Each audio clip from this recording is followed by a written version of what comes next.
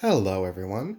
Today we're going to be talking about making the Gondorian vambraces from the Lord of the Rings film trilogy, using mostly as close as possible historical techniques from the Middle Ages, with a few modern techniques thrown in to fill in the gaps.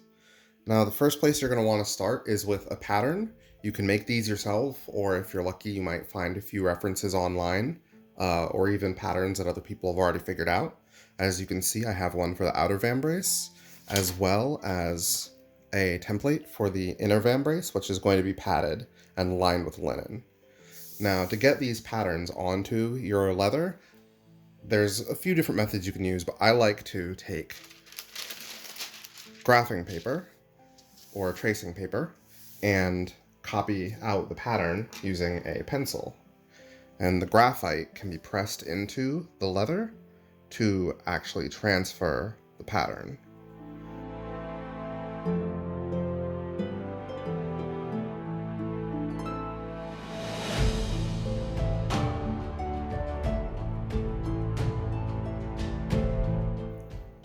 So as you can see, we've now transferred the pattern to the tracing paper, and when you lay it flat, you can actually see how this top piece will lay on the piece under it and on the padded vambrace under that. Now, this image, you might notice there's a little detail right here that isn't the same as on this side. That's because on the final piece, I want it to end up on this side. The way this will work is I'll turn it upside down, press it against the leather, and rub it into place. That'll leave a transfer of the image in reverse on the leather. So when making these, you want them to be the reverse of what you want the final product to be. I tape the paper to the leather in places that aren't too conspicuous because sometimes the tape can damage the surface of the leather, but if you have a bad edge or a place near to a cut edge, like over here, it's not a bad idea to tape it down because it makes sure that your tracing paper won't slide.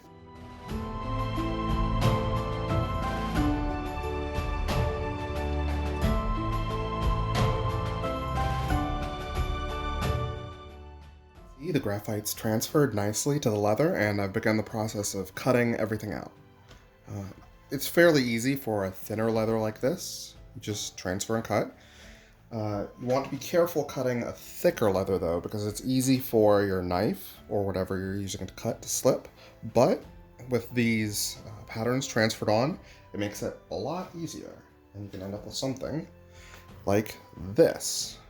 Once you have all of your leather cut out, it's time to start tooling, and then you're going to want to poke holes in it for you to stitch through, because leather is fairly thick. It's not like fabric where you can just poke a needle through it and stitch away. You have to pre-punch your holes using an awl, as you can see here. I like to use a diamond-shaped awl. You can't really see it too well, but the profile of the blade is shaped like a diamond, and this means that it can actually close up once you've passed the needle through, and you won't just have a great gaping hole.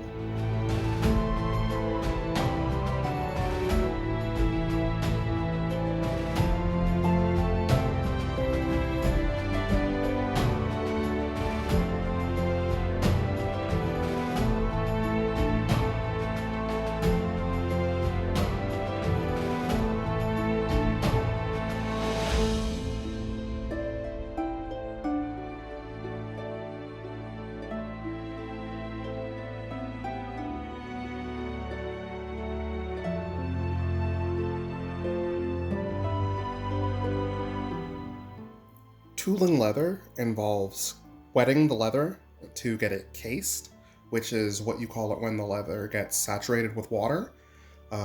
And once that's done, you use a cutting device like this swivel knife, or just even something as simple as this knife that I made here, to incise the leather. And you can also use stamps to press shapes into the leather or to create definition and contours. So you just use something like a paper towel, get yourself a bit of water, start wetting down the leather, front and back.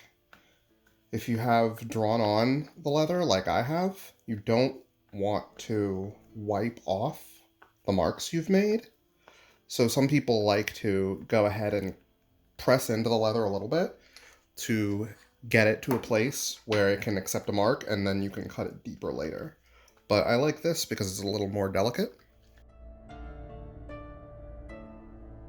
You want to get it front and back. If the leather is dry when you do this, you can certainly mark it, but it won't retain the marks as well. So rather than risking marking up too much, I'm just going to do the area that I'm going to cut first and start cutting.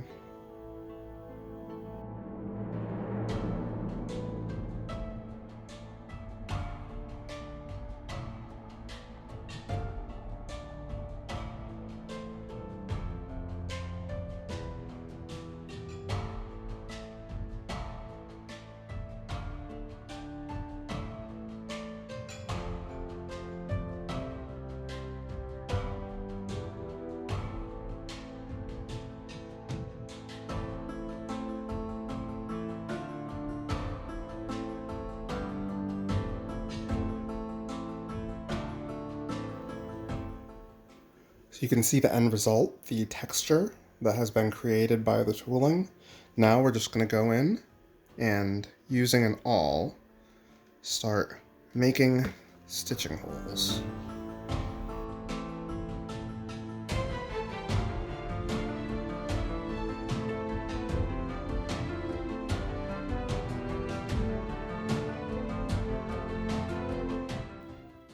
At this point, we've fully pierced the stitching holes on the outer portion of the outer vambrace, and you can see, if you look at the inner vambrace, there are markings for holes to attach specific points at, so that later, when it's time to stitch this all together, I can tie it down at those points and then mark out the rest of the holes. But I like to leave that till I'm ready to do that portion instead of presupposing where everything's going to go and risking any warping of the leather later. Now you might have noticed this little stain, and that's because I've had something brewing. I'm making a walnut dye to dye this outer vambrace.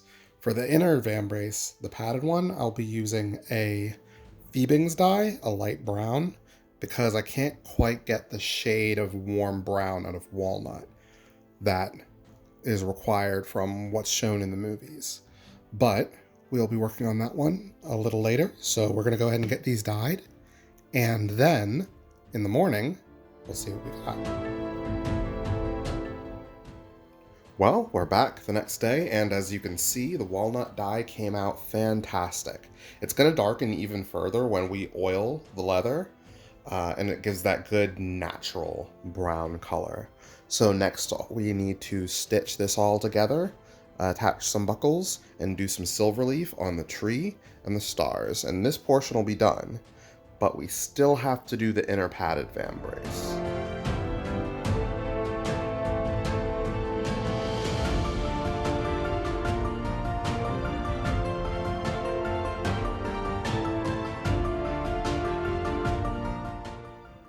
At this point, we've finished dyeing the inner vambrace, and we've only done it on one side because this side isn't going to be shown since we have a layer of linen that we're going to be stuffing with raw wool, which has been moistened in water, because when you moisten raw wool, it actually can be compressed to almost half its usual size, and when you stuff it in and let it dry, it'll expand and become very dense, so it works as a nice protective layer between you and whatever might be trying to hurt you. Now, if this is just for costume, you don't have to worry too much about getting it nice and dense, but if you wanted to make something more functional, that's incredibly important, so look out for that. So basically, we're just going to take this, stitch these two pieces together with that stuffing in between. It's a good idea to have a little excess, because the way that the linen will bulge from the stuffing will take up a little extra fabric. So you want some leeway with the linen that you're using, and you can cut off any excess before we stitch along the edges with some leather lining. These two clumps of wool contain about the same amount of material. The only difference is this one is dry and this one is wet.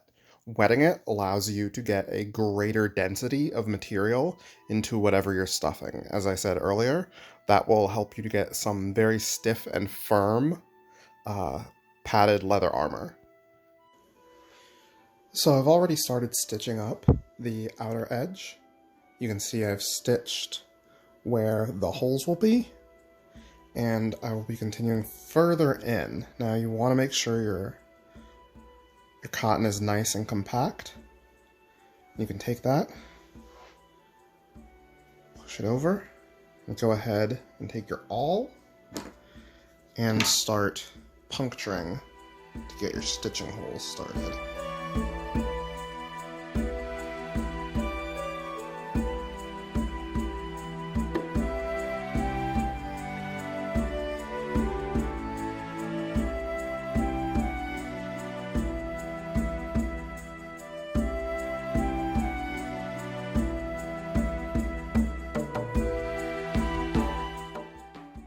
As you can see, we've finished stitching everything up. The vambrace is nice and padded. Now we're doing the edges. I use a basic saddle stitch for pretty much everything in this project, going back and forth since I'm using a Boar's bristle for a needle. You want to pierce all of your leather, this folded over piece, as well as the main vambrace itself. And what this will do is it'll protect your edges. We're almost done with the vambraces. The inner vambraces have been lined with leather along the edges, and all that's left to do is complete the outer vambrace.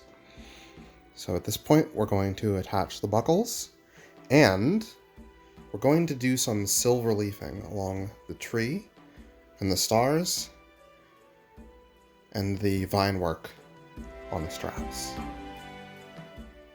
I've made and started attaching a buckle that matches as close as possible the one from the film. Making these is a little bit outside the range of this tutorial, but if you have any kind of metalworking skill, it's not too hard to do. And if you don't, you can easily find buckles that are very similar and use them for the same purpose. I still need to make a second one, but between then and now, I'm going to go ahead and do the silver leaf on the tree and on the stars as well. I've mixed up some gesso, and we're going to be using that to apply and later attach silver leaf to the armor. You can just take it, and you'll want to try and get it in large clumps, and you want to move quickly before it can dry. But you can take it, paint it in place, or almost place it, really.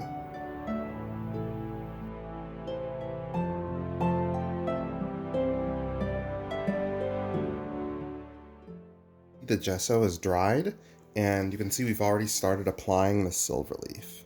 So to apply more, you basically just need to breathe on this to activate it. The gesso will absorb the water particles in your breath, and that's all you really need is just a few. So we'll use a straw or some other kind of breathing tube.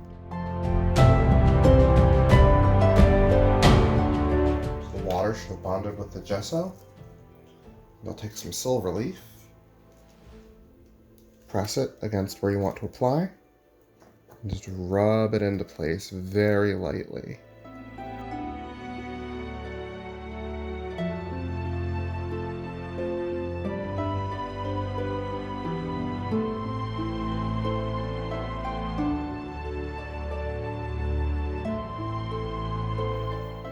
So when we're all done, step back and we'll see the final product. The full vambrace has now been silver leafed, which gives it a nice reflective sheen.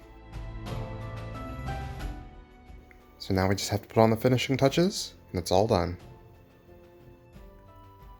As you can see, the vambrace is now complete. We've done the lacing along the inside, finished off the strap ends. And the silver leafing has turned out nice and shiny.